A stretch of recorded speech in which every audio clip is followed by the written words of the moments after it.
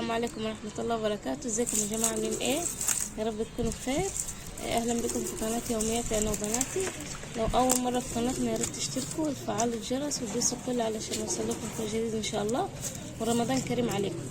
احنا في موسم الثوم، دلوقتي الثوم كتير في كل حتة يعني، فالحق يعني هاتيه وخزنوه عشان قبل ما يخلص يعني. احنا جايبين هنا ثوم اهو زي ما انتم شايفين. صوري ثوم وبصل. اهو ثوم اخضر، بس هو فيه عروق نشف. الكيلو كان ب5 جنيه، جبنا ب100 جنيه، دول ب100. فاحنا جبنا الكمية دي بس يعني، بعد كده هنجيب تاني. قلنا هوريكم ازاي نخزنه ويفضل من السنة للسنة يعني عندك ما يحصلوش اي حاجة. هوريكم الشكل اللي احنا عملناه وهوريكم ازاي عملناه.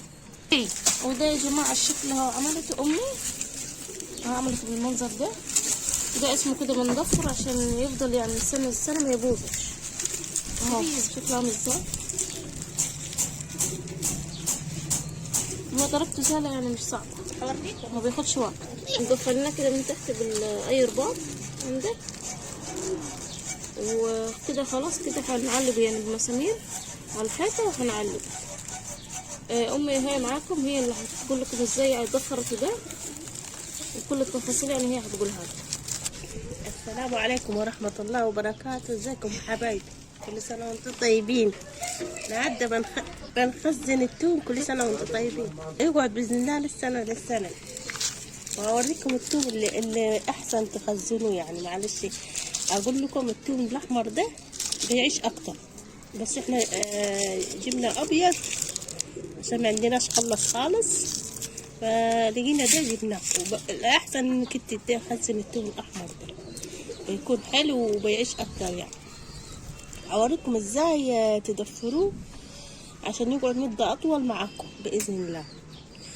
برضو جبنا بصل أخضر، هو الكيلو يعني دلوقتي ب5 جنيه. هوريكم إزاي تدفروه. تجيبوا واحدة كده يعني، واحدة 2 كده اهو، تعملوه كده عكس كده اهو. مقص واحد تعملوه كده عكس كده برضو اهو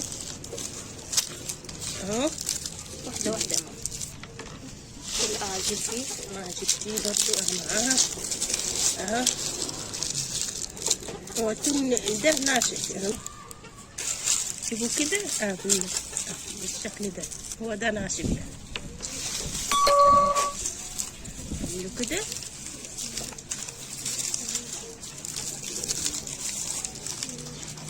اهو.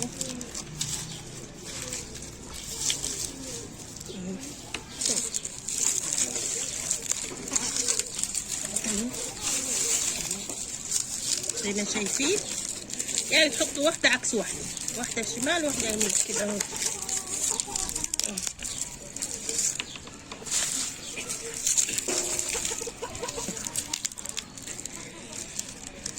وبرضه جبنا بصل اخضر، اوريكم ازاي برضه. اهم حاجة بس الثوم يعني، عشان الثوم بيبقى غالي، هو البصل قاعد السنة كلها، اما الثوم ده لا، له موسم لحاله، بيتجاب مرة واحدة، بعد كده بيغلى خالص. بعد كده اهو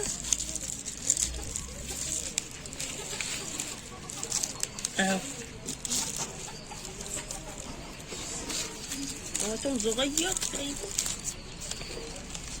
الأحسن تجيبيه كبير برضه، والأحسن تجيبيه برضه أحمر كده حلو محمحص برضه. كل ما يبقى أحمر ومحمحص يبقى أحسن برضه.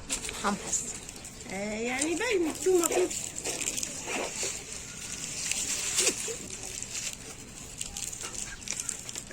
أكيد تجيبي فتحة ودبارة زي كده، دبارة زي دي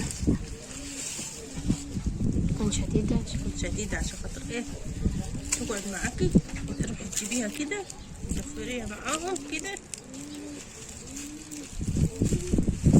وتلفي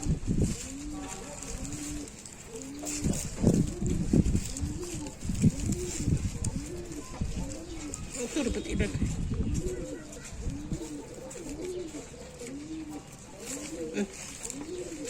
اربطي جامد.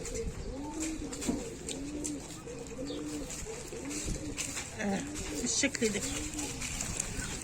وهنعمل كلهم، هنرجع لكم تاني.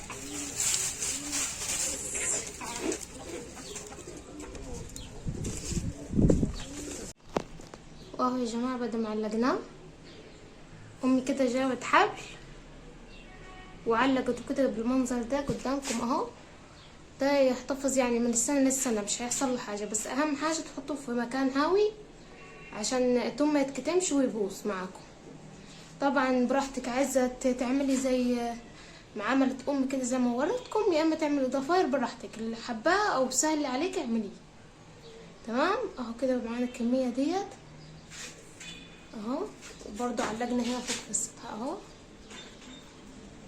انا كده حطاه يعني حاطينه كده قدام الشباك عشان ايه يبقى هاوي معانا، يعني يبقى المكان هاوي ومفتح من كل جانب. ادي شباك من هنا، شباك من هنا. تمام. لو عجبكم الفيديو تضغطوا لايك وتفعلوا الجرس عشان يوصلك مننا كل جديد. مع السلامة.